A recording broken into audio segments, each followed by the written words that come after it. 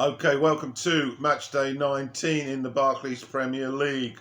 Got 5 matches for you to be reviewed from yesterday's action. I saw one in its entirety and 4 others on highlights. Let's get into the first of them then. This is called the Black Country Derby in the Midlands in the UK. Wolves at home to West Bromwich Albion. Both sides really, their form not good. For Wolves, Traore was back in the starting lineup, as was Bolly, who'd been out for a while with an injury. West Brom, they were introducing their new signing, Robert Snodgrass, over from West Ham. He was into the starting lineup. Early action, Bolly got in the action after 3 minutes, and he forced a save from Button, who was in goal for the Baggies, replacing Johnson, who got a positive COVID test. And then a few minutes later, Robertson was brought down in the box by Bolly at the other end. It looked a little bit innocuous, but Oliver gave the penalty. Was he in or was he out of the box? Well, they stayed within, and Pereira converted with confidence to put the Baggies 1-up. Wolves responded, Neves free kick, but the Wall did enough. That was 9 minutes. And then on 12 minutes, across from Neto, seemed to hit Gibbs's hand, but VAR missed it, as did the referee. For 17 minutes, we'd seen a couple of half chances to Dendolka, but he hasn't scored for some time, and the goalkeeper handled both of them. 18 minutes, Pereira picked up the ball, but his shot was dealt with by Patricio. And moving on to minute 37 now, and Wolves were certainly pushing for the equaliser, and Robertson got the Silva, the young boy who's in for Jimenez, managed to get a touch to a forward header. It was a nice finish, and it went past the keeper, and good work from Bolly set it up, and that was 1-1. We saw a typical electrifying Traore run on 41 minutes, but the final product, again, sadly lacking. And then on 42 minutes, a mix-up in Albion's box. It was pretty shoddy defending, to be perfectly honest, and eventually it fell to Bolly, who prodded it home for 2-1. So he'd virtually been involved in all the key incidents in that first half. So half-time score then was Wolves 2, West Bromwich Albion 1. So into the second half, after an early flourish by Wolves, 51 minutes, some dreadful defending once again from a set piece from a long throw, and Albion got the equaliser from Ajayi, a second header which looped over Patricio, and then things went from bad to worse for Wolves, because 3 minutes later Cody seemed to clip Robertson, and again it was in the penalty box. Another penalty, Pereira converted in the other side this time to put the Baggies back in front. Well, after that, it has to be said that Wolves were doing most of the pressing, but they really weren't creating any gilt-edged chances. And Nino Espirito Santo tried to change things by putting on Crotone, who'd come back from his loan spell in Italy, but his volley bounced over the bar, and that was about the best effort of the last half an hour. It wasn't enough Final score, a delighted Allardyce. The final score then, Wolves 2, West Bromwich Albion 3. Okay, some brief, very brief highlights of the other matches. First to the London Stadium, West Ham at home to Burnley. Fabianski was back, as was Antonio for the Hammers. McNeil still surprisingly on the bench for Burnley. I don't know what's going on there. He's been a star player. Anyway, 9 minutes, the breakthrough. Antonio steered in a cross from just inside the 6-yard box. The cross came from the left, 1-0. 35 minutes, old Bonner heads onto the post after another flick found him for West Ham. Half-time 1-0. 50 minutes, Antonio header was swept off the line by Burnley. Burnley really lacking in firepower, it has to be said. From my highlights, they didn't seem to have any impact on Fabianski's goal. And 68, Bowen should have doubled the lead when he was put through, but his shot went wide. So that was about it.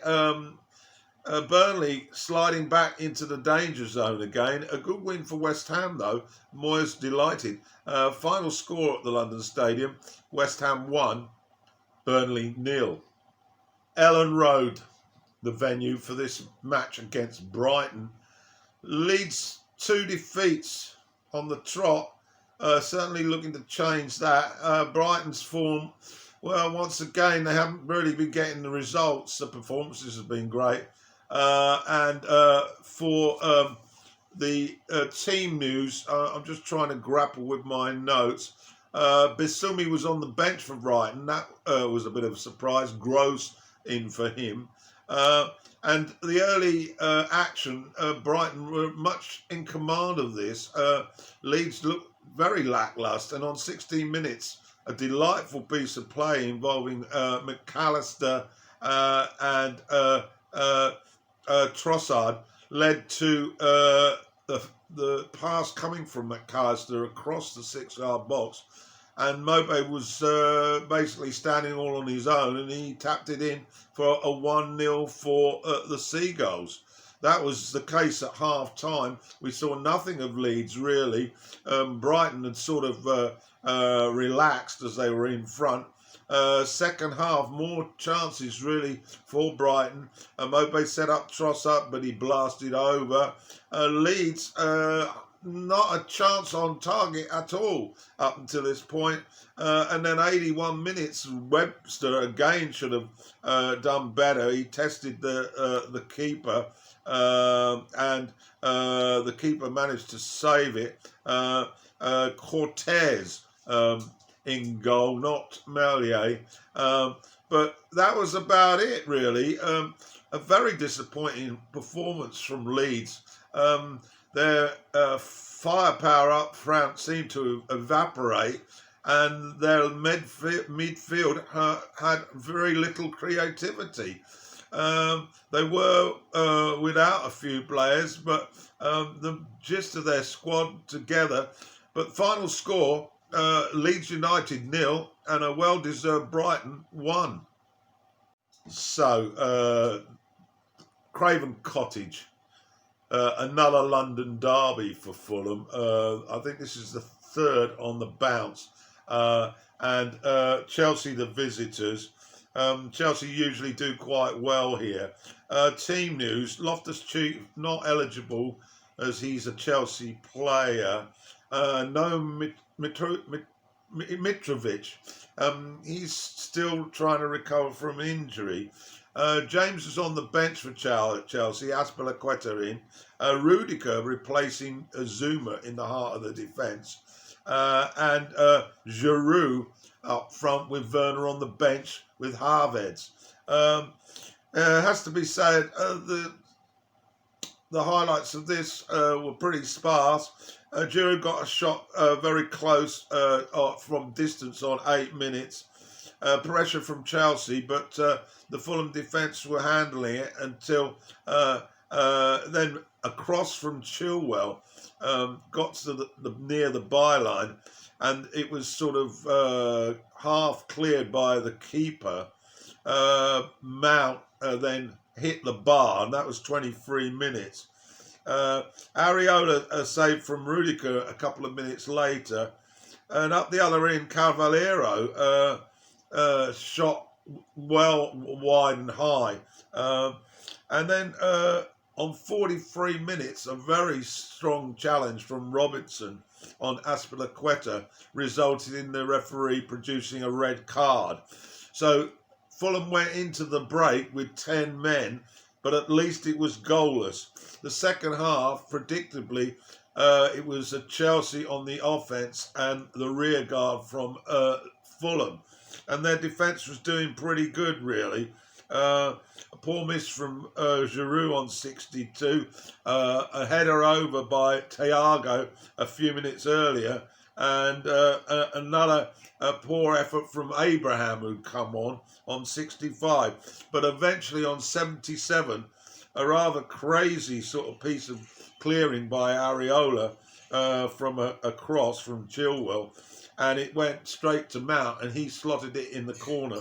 And so Chelsea got their rewards. They were still in the ascendancy, but not really flourishing at their absolute best, but it was good enough. Final score then at Craven Cottage, Fulham 0, Chelsea 1. So final match on this Saturday roundup, and it looked a very inventive sort of tie, really, anticipating a good game here between Leicester trying to get back into the top 3 at home to Southampton, who are also in the top 6. They were without Ings, though. Apparently he's got a COVID test, positive rather. Walcott up front with Adams, and Soyotsu and Pereira back on the bench. Pereira's been out for almost a year now. And he did briefly make a comeback, and then the injury flared up again. So let's hope he gets a run out. 18 minutes, a great save from a shot by Tielemans. And up the other end, Adams forced a good save from Schmeichel. And then on 37 minutes, it was Leicester on the attack. The ball came to Tielemans, and Madison anticipation was great in the box, and Tielemans fed him, and he got a yard on the defender, and it was a tight angle, but he hit the roof of the net. No chance for McCarthy. So it's 1-0 for Leicester.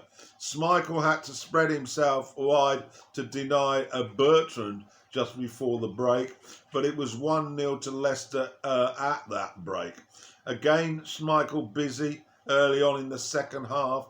Vardy relatively quiet, although he did head one effort over the bar. And then a vicious strike by Armstrong hit Schmeichel's bar on 72 minutes. Barnes was starting to look more and more threatening, and his shot was cleared off the line by Bednarek on 74. Of course, Ward-Prowse, 78 minutes, missed a gilt-edged chance to level things, but they were then pressing desperately for the equaliser in added time.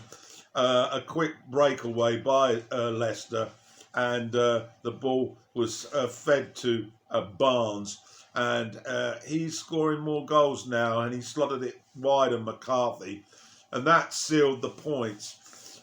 So Leicester are now up to second, wedging themselves between Manchester United and Liverpool, who play on Sunday. Final score then at the King Power, Leicester 2, Southampton 0.